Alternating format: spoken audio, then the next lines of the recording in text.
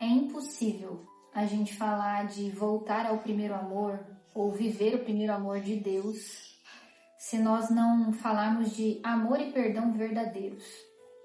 Já parou para pensar quantos exemplos a gente tem na Bíblia de formas de perdão e amor que o Senhor disponibiliza para o seu povo?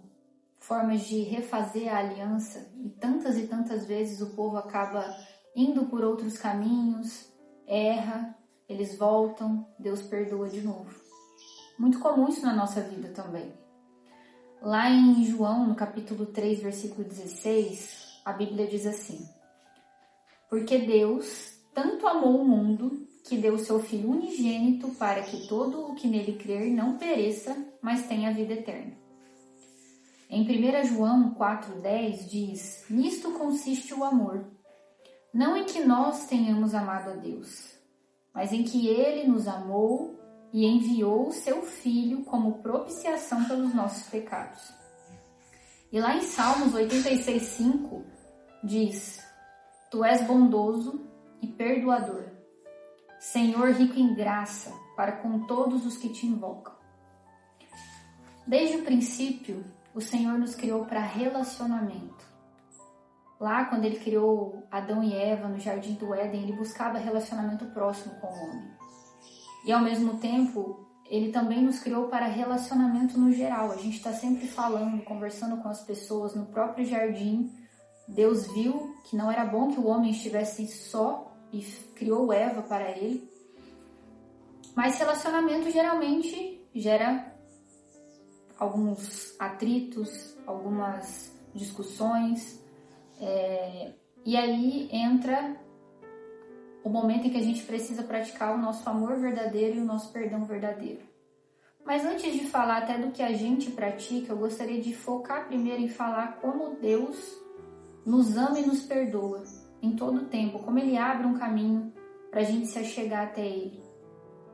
Se a gente olhar quantas vezes a nação de Israel caiu em tentação, em outros caminhos, murmurou contra o Senhor, mesmo tendo presenciado e testemunhado inúmeros milagres. Mesmo assim, quando eles se mostravam arrependidos, com o coração quebrantado, o Senhor, que é o próprio amor, os perdoava e os conduzia de volta ao caminho de onde eles saíram. E para Deus não existe grande pecado ou pequeno pecado, grandes erros ou pequenos erros. Toda vez que a gente comete um erro, por menor que na nossa cabeça humana ele seja, ele ainda é um erro. Ele ainda feriu a Deus. Ele ainda se torna desobediência. E nós precisamos entender que apesar de todos os erros que a gente possa cometer, Deus ele é ilimitado em amor e em perdão. Ele sempre vai amar, sempre vai perdoar. Nunca vai desistir de nós. Eu acho que isso é a parte mais difícil de entender o amor e o perdão verdadeiro que Deus ensina. Porque pra gente, enquanto humano, quando alguém nos fere, a gente quer maltratar, a gente quer se vingar, a gente quer gritar pro mundo que aquela pessoa errou, quer fazer ela sofrer igual ela fez a gente sofrer. E com Deus não é assim. Quando a gente se arrepende verdadeiramente, independente do que a gente fez, Ele consegue nos amar e nos perdoar. Por nós, jamais. Ele faz isso porque Ele é amor, porque Ele é justiça e porque Ele enviou Jesus Cristo como Cordeiro perfeito e o sangue de Jesus nos lava diante do Senhor. Então, quando a gente reconhece os nossos erros e reconhece Jesus como o nosso Salvador, como o Rei da nossa vida, nós estamos dizendo que a gente aceita ser lavado e transformado por essa aliança de amor. A nossa mente às vezes se pergunta, né? Como é que depois de tantos erros Deus ainda pode me amar e me perdoar? Deus é o próprio amor. Quando a gente traz isso para a nossa realidade, para o nosso dia a dia, a gente entra num outro contraponto. Amar e perdoar o nosso próximo. Se a gente parar para lembrar dos ensinamentos de Jesus, Ele resume os mandamentos, os 10 mandamentos que Moisés cita lá no Antigo Testamento. Jesus resume a amar a Deus acima de todas as coisas e ao teu próximo como a ti mesmo. Ah, mas por que os mandamentos acabaram, deixaram de existir? Não. Mas se você ama a Deus acima de tudo e ama o seu próximo como você ama você, você não comete os demais. Você não vai matar, você não vai adulterar, você não vai roubar, você não vai ofender, porque você está praticando o amor acima de tudo.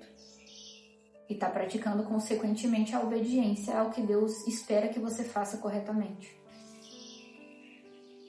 Como o nosso mandamento principal é amar a Deus e amar o próximo, assim como Deus não faz acepção de pessoas, nós também não podemos fazer. Deus ensina que nós temos que amar e perdoar os nossos irmãos, como Ele fez conosco. Inclusive, Ele cita na Bíblia, em 1 João 4, dos versículos 19 ao 21, nós amamos porque Ele nos amou primeiro.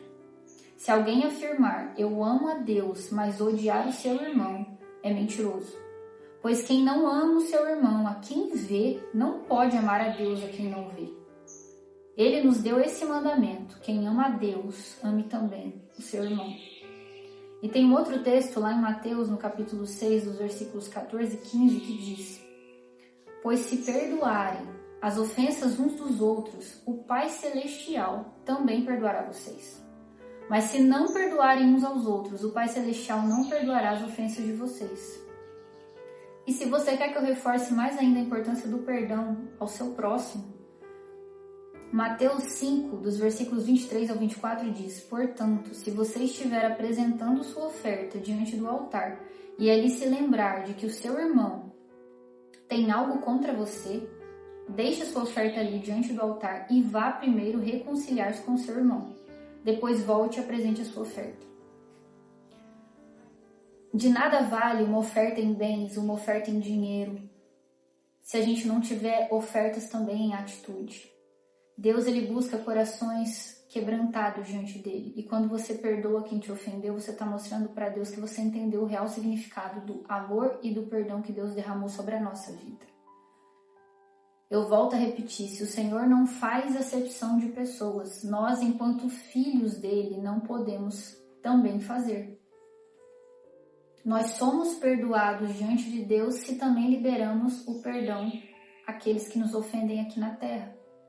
E se a gente não consegue amar aquelas pessoas a quem vemos, a perdoar as pessoas a quem vemos, como que nós amamos a Deus a quem a gente não pode ver? Como é que a gente demonstra esse amor por Ele se a gente não consegue amar os nossos irmãos que também são criações dele? Tem uma história na Bíblia que cita um servo que tinha uma dívida com o seu senhor e o seu senhor perdoou essa dívida. Só que quando o servo teve essa dívida perdoada, ele não fez o mesmo com o próximo, com o companheiro dele que o devia. Ele não perdoou a dívida. Pessoas próximas dele falaram para o senhor dele que ele não havia sido pacífico e perdoador com quem o devia. Então, o patrão dele, o senhor dele, falou assim: já que você não praticou da bondade que eu pratiquei com você, eu vou cobrar de você agora também. Então, essa é uma analogia, né? Se a gente não pratica o bem, não perdoa aqui na terra aqueles a quem vemos, essa cobrança virá um dia do Senhor. E a verdade é que quando a gente vive no passado, ou nas mágoas, ou nas feridas que nos causaram, a gente não está liberto. A pessoa que feriu a gente muitas vezes nem se lembra mais, e a gente está lá remoendo e revivendo o que aconteceu. O perdão, o amor nos libertam, nos levam a uma nova fase, a um novo nível. A gente deve ser extremamente rápido a perdoar e muito mais devagar para se ofender.